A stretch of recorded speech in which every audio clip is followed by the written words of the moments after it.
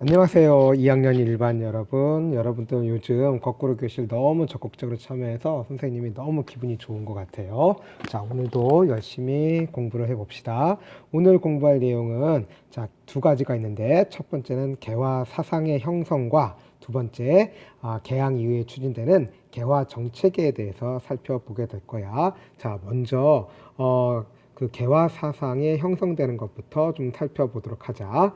자, 개화 사상이 형성되는 것, 그 뿌리는 18세기 말에 북학파 실학자들에서 비롯된 거지. 자, 이들은 청이 오랑캐지만 앞선 문부를 가지고 있으니까 적극적으로 수용하자 이렇게 주장했었지. 따라서 이 초기 개화 사상가들의 어떤 뿌리라고 볼 수가 있겠지. 자, 이들의 사상은 19세기 후반에 박규수와 오경석, 유홍기 등으로 연결돼. 자, 이들을 초기 개화 사상가들이라고 하는데, 자, 이 세 사람 이름 꼭 좀 알아두도록 하자. 박규수, 오경석, 유홍기 등이야. 자, 이들이 주장한 것은 뭐냐면 서양의 침략을 맞서려면 자주적으로 문호를 개방하고 통상하고, 그래서 기술도 받아들여서 부국강병하자라는 거야. 이른바 통상 개화론이다라고 보면 되겠어.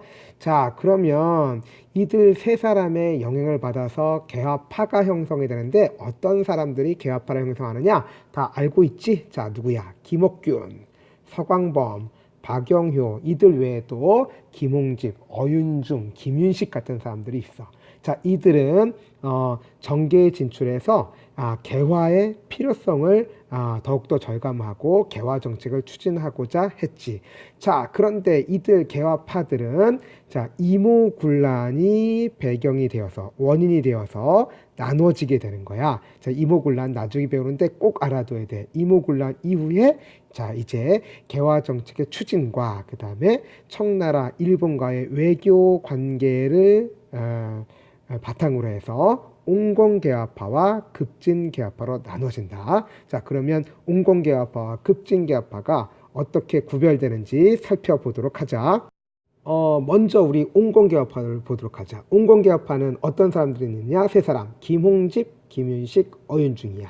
자, 이들은 옹공개화파라고 하는데 뭘 모델로 했느냐? 청나라의 양무운동을 개화의 모델로 삼았어. 자, 이들은 유교 질서, 기본적인 전통 체제를 그대로 유지하면서 뭐만 받아들이느냐면 서양의 과학 기술만을 받아들이자라는 거야.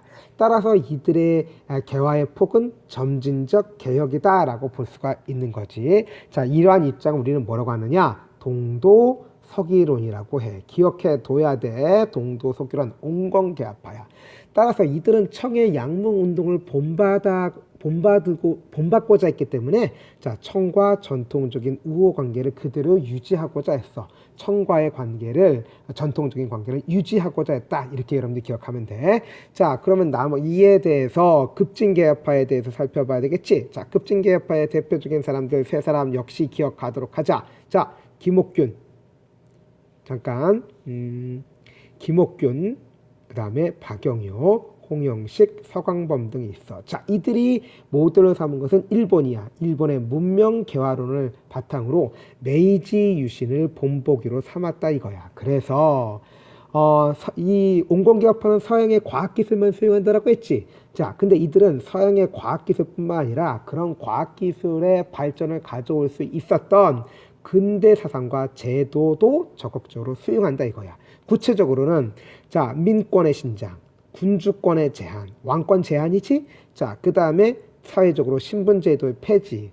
그 다음에 이러한 것을 포함하는 정치 사회 체제의 근본적인 개혁을 추진했단 말이야. 따라서 이들은 급진적인 개혁이라고 할 수가 있겠고, 따라서 이들은 청의 내정 간섭에서 벗어나야 된다라고 주장을 했어. 따라서 옹공개혁파는 청과의 전통적인 관계를 유지하자, 급진개혁파는 청의 간섭에서 벗어나자 이렇게 볼 수가 있고 이러한 급진개혁파는 그러다 보니 스스로를 개화당, 독립당으로 일컬었어. 그리고는 옹공개혁파는 4대 당이다, 수구당이라 이렇게 지칭하기도 했지. 자, 그러면 공부할 것은 이제 개항 이후에 추진되는 초기 개화 정책이야. 자, 개화 정책을 추진하려면 추진 전담 기구가 필요하겠지. 자, 이 개화 정책을 추진하기 위한 전담 기구가 자, 통리기무함은 꼭 기억하자. 통리기무함은 이거 꼭 기억을 해야 돼. 자, 개화 정책을 추진하는 전담기구야. 자, 그 아래 12사를 두었고 이제 이것을 통해서 개화 정책을 총괄을 하게 되지. 자, 물론 개화파 인사들이 대거 등용됐지. 자, 그러면 통리기무함은 어떠한 정책을 개혁을 실시하느냐? 제일 먼저 군사제도의 개혁이야. 종래 5군형 있잖아. 이 5군형 훈련도감, 총융청, 수어청, 어영청, 금이형이었는데 이 5군형을 무의형과 장어형의 이형으로 바꾼 거. 특히 신식군대를 양성하기 위해서 별기군을 창설했어. 너무 중요한 내용이지. 별기군 꼭 기억하자. 자, 별기군을 창설해서 신식군대야. 그리고 일본인 교관이 파견되었지.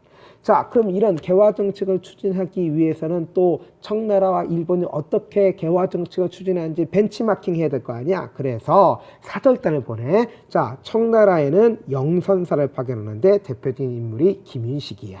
그래서 서양의 근대식 무기 제조 기술과 군사 훈련법을 습득하게 했고, 한편 일본에다가는 조사 시찰단을 파견한다라는 거야. 자, 그리고 그래서 일본 정부 각 기관과 산업, 군사 등의 근대적인 시설을 두루 살펴보겠지. 자, 이를 통해서 개화 정책을 추진하더라라는 거야. 자, 지금까지 우리 두 가지 배웠어. 개화 사상의 형성과 분열, 그 다음에 초기 개화 정책 추진 살펴봤어. 자, 그러면 이제 학습지로 정리해보자. 자, 먼저 개화 사상의 형성, 아이고 잠깐 틀렸네요. 지워보도록 합시다.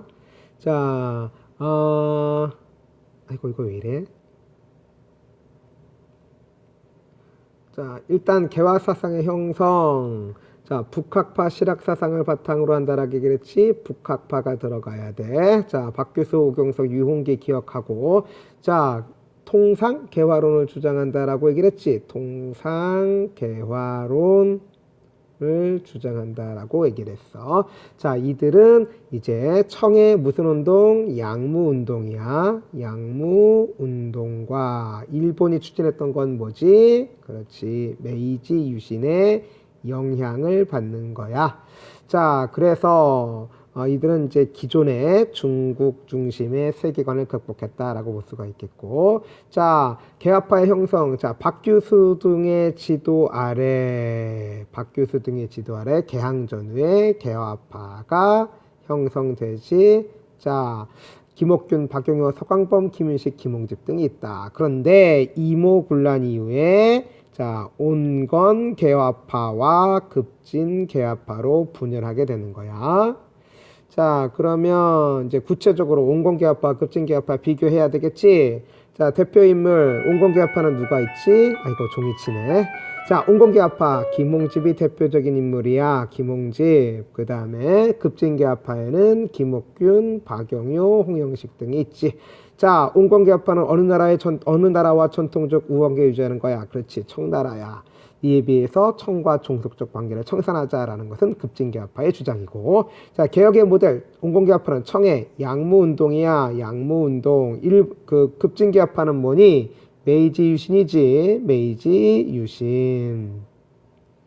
자, 개혁의 방향. 자, 온건개혁파의 개혁 방향은 기본적으로 뭐라고 얘기를 했니? 동양의 도는 지키고 서양의 기술만 수용하자. 동도서기론. 자, 급진개혁파 같은 경우는 서양의 과학기술뿐만 아니라 사상제도까지 수용하자. 민권 신장하고 군주권 제한하고 뭐 폐지해? 신분제 폐지해야 되지. 이거를 주장하게 되는 거야.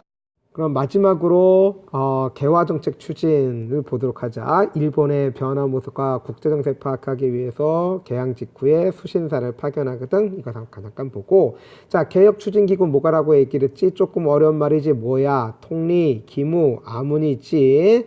자, 통리, 기무, 아문 개화파 인태가 등용되었고, 자, 군사제도 개혁한다라고 얘기했어. 뭘 설치한다? 신식군대인?